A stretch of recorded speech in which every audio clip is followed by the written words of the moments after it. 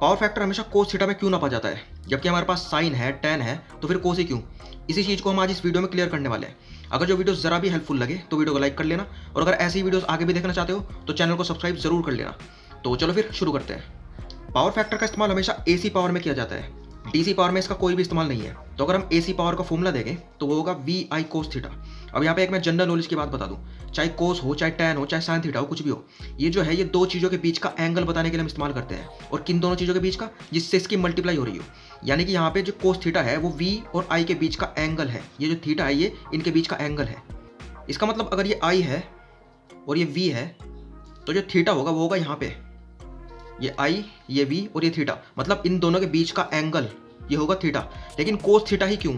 अब इसकी दो वजह हैं, पहली मैथ के हिसाब से, दूसरी फिजिक्स के हिसाब से, और मैं दोनों को ही क्लियर करने वाला हूँ। तो पहले आता है मैथ के हिसाब से।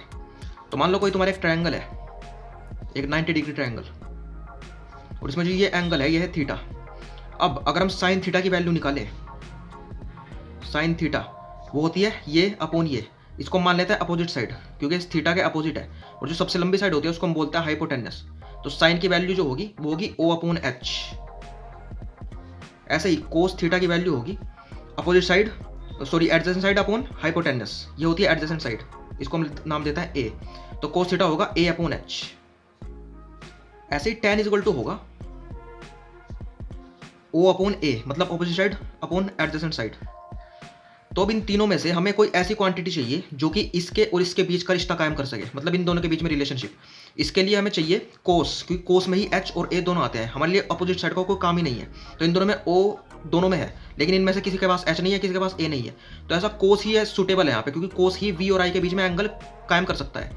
क्योंकि यहाँ पे जैसे वी और आई, तो इनमें से ऐसे कोई वी होगा कोई आई होगा, तो इनके बीच का जो थीटा है वो कोस थीटा ही होगा। इसीलिए हम यहाँ पे कोस थीटा इस्तेमाल करते हैं। तो इसे हिंदी में भी शायद लंब बटा कक्का शायद ऐसा ही कुछ बोलते हैं। तो बस ये वही चीज़ है।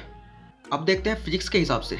तो फिजिक्स के हिसाब से अगर ये दोनों एक ही फेज में चलने लगे, एक फेज का मतलब ये एक साथ चलने लगे एक ही लाइन पे, जैसे कि ये V है तो यहीं पे I चलने लगे, तो जो पावर की वैल्यू है वो मैक्सिमम हो जाएगी। अब इनका एक ही लाइन पे चलने का मतलब है इनके बीच का एंगल जीरो हो जाना।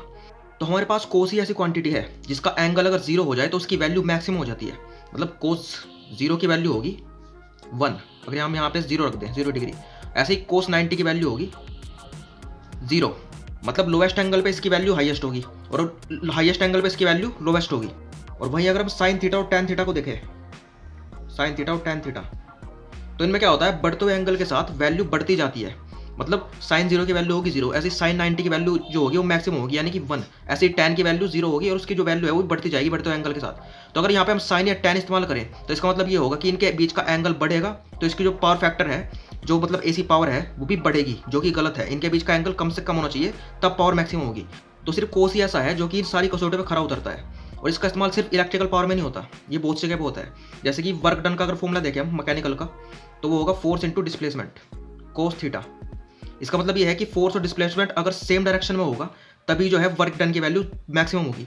मतलब अगर किसी चीज़ को हम खिसका रहे हैं, फोर्स इस तरफ है, फोर्स ऊपर लग रहा है और डिस्प्लेसमेंट इस तरफ हो रहा है, तो जो है आधा फोर्स है वो बेकार है, क्योंकि एंगल जो है ये थोड़ा बढ़ गया है। अगर ये फोर्स भी इस तरफ हो और डिस्प्लेसमेंट भी इस तरफ हो, दोनों चीज़ें एक ही तरफ हो, तो वर्क डन हाईएस्ट होगा, चीज़ सबसे ज़्यादा खिसकेगी।